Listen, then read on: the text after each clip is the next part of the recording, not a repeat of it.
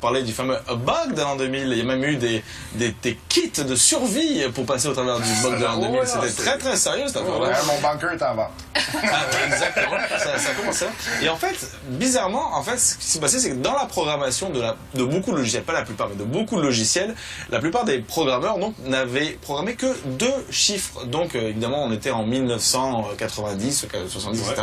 Ils avaient juste programmé les 2 derniers, pas le 19. Ce qui se passait, c'est que quand on passait à l'an 2000, au lieu de se retrouver en 2000, on se retrouvait en 1900. Donc il y avait évidemment des petits problèmes dans certains ordinateurs, certains logiciels, et j'en ai expérimenté d'ailleurs moi-même quand je travaillais pour un site web à l'époque. Toutes les nouvelles qu'on venait de sortir se retrouvaient donc à la fin, et toutes les nouvelles les plus anciennes étaient au début, donc c'était un petit peu problématique sur le site web. On se retrouvait avec des nouvelles fraîches de 1960, c'était un petit peu gênant. Mais donc il y a bien eu un bug de l'an 2000, peut-être pas aussi généralisé. On n'avait pas que les avions tombent, voilà, on n'avait pas que aussi généralisé. Il n'y a pas eu d'explosion nucléaire, il n'y a pas eu de courant majeur, de comptes de banque volés. C'était quand même facile de prévoir ou d'expérimenter, de dire qu'est-ce qui se passe. Il y a eu pas mal de compagnies qui avaient fait du reverse engineering à l'époque. Oui, puis il y a tellement de compagnies qui ont fait de l'argent avec ça en vendant des kits entiers en 2000. Norton, l'industrie de la crainte, ça marche beaucoup. Oui, ça va toujours bien. Vraiment. Puis on fait des millions avec ça.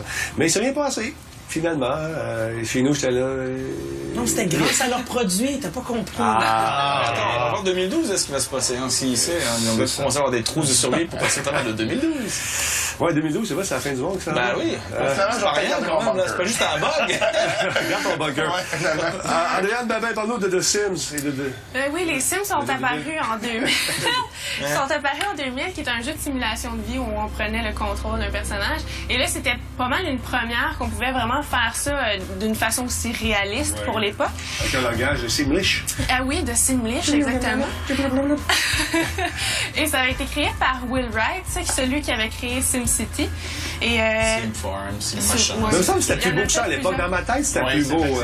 On nous a, c'était magnifique dans ce temps-là. Puis sinon, après ça, on a aussi Diablo 2 qui est arrivé en 2000. Et ça a fait tout un boom sur l'industrie du jeu. Ça, c'est un hack and slash. Puis... Ou en français, c'est quoi, là? Un sling puis cuit. Donc, le but, c'est que tu cliques le plus vite que tu peux, puis tu restes... Ça, c'est tandis assuré au bout de 4 heures de gameplay. Ah oui! Définitivement. C'est pour ça qu'on a 2 mains. Oui, c'est ça. Ah, c'est pour ça! 2 mains. Ah, Diablo 2. L'affaire, c'est que t'as mal au bras pendant une couple de jours. Oui, d'accord. La salle, M. Laurent, de son prénom, 12 sexes voyait le jour. Yes, un jeu qu'on connaît très bien. 12 sexes, 12 sexes, 2 sexes. Oui, on sait jamais comment le prononcer. Moi, je dis 2 sexes, mais... Deus. Et j'ai fait 50 latin comment? Oh, OK.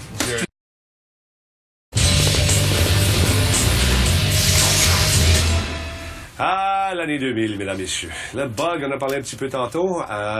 Puis là, on va parler d'une console qui a quand même marqué l'année 2000.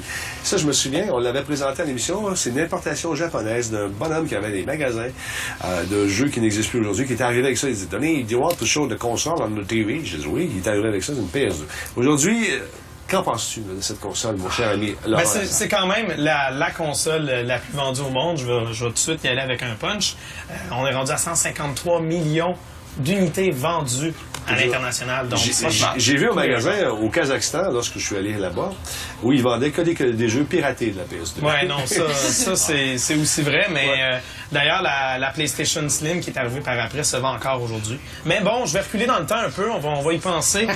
Donc, mars 1999, c'est le moment où Sony décide de dévoiler justement sa stratégie PlayStation 2. Donc, on présente la console, on dit qu'elle va être 10 fois plus puissante que les consoles qu'on a en ce moment. Avec le processeur Emotion Engine, on voit le personnage de la femme dans Ridge Racer, ou même les personnages de Final Fantasy, on dit c'est en temps réel, là, on va voir leur émotion, puis ils vont nous paraître vrais.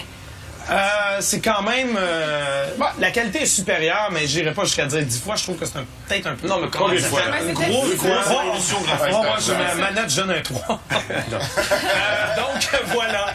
Et dès son lancement, donc elle est parue ici le 26 octobre 2000. Dès son lancement, il y avait déjà des ruptures de stock en magasin. Ça, c'était un gros titre. Puis c'est une des premières consoles où le lancement, il y avait tellement de spéculation autour de la console que les gens en achetaient pour les revendre justement sur eBay. Et des boîtes vides qui sont vendues. Ça se vendait jusqu'à 1000 $. Sur eBay. Non, c'est malade. Donc, mais c'est quand même, comme tu disais, c'est une console qui a eu d'excellents jeux. Ouais. Là, on voit God of War à l'instant. C'est quand même la plus grande librairie de jeux et sur PlayStation 2. Moi, mon préféré, c'est Metal Gear Solid 3. Mais j'ai j'ai aussi Rez, qui est dans mon cœur. Des originaux, il y a Katamari Damacy, quand même. Oui. Excellent. Donc, Dexter. Oui, God of War, on sait qu'il y a le mot War dedans, t'aimes ça. Moi, c'est Bass Fishing. La caractéristique La caractéristique principale de la console qui a peut-être fait en sorte justement qu'elle devienne numéro 1 Elle était noire. au Japon, pas tellement qu'elle soit noire, non, c'est un lecteur DVD. Donc, on avait pour 299 $ américains, on avait un lecteur DVD en plus d'avoir la console, et c'est ce qui a tué un peu Dreamcast. C'est ce qui a donné de la difficulté également à Nintendo, qui n'avait pas de lecteur DVD avec sa console. Microsoft est arrivé Elle n'avait par pas la sur suite. Internet avec le console au début. Tu sais, tu dis Nintendo, pauvre Nintendo. Non, mais les Japonais puis le web, même Sony au début, il y avait le périphérique pour l'Internet est arrivé par après, l'adaptateur réseau et le disque dur optionnel également. Mais c'est vraiment Microsoft qui a influencé Sony. Est-ce qu'on avait vu des gros changements au niveau de la manette?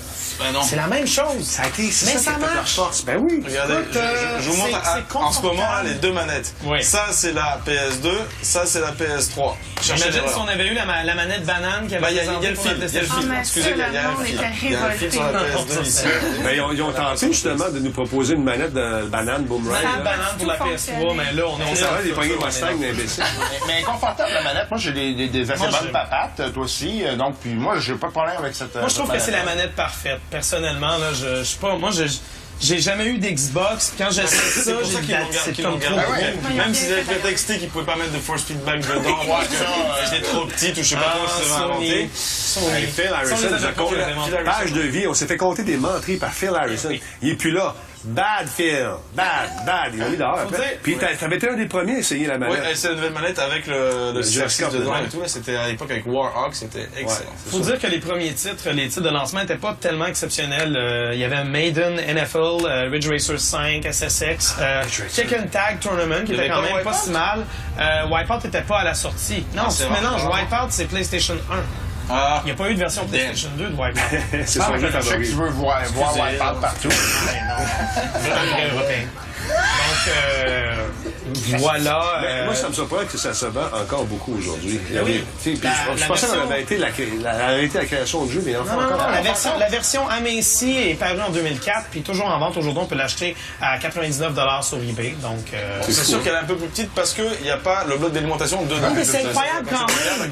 Quand on compare les deux formats, on parle de 4 ans de différence. Puis, Mais le design est intéressant aussi, je trouve. Non, j'aimais bien, quand même, plus intéressant que l'espèce de grille-pain qu'on a aujourd'hui avec la PS3. Du moins la première version. Ça sent mon grill de George Foreman. Ça donne faim. C'est ça, exactement. Mais écoutez, ça a été le fun.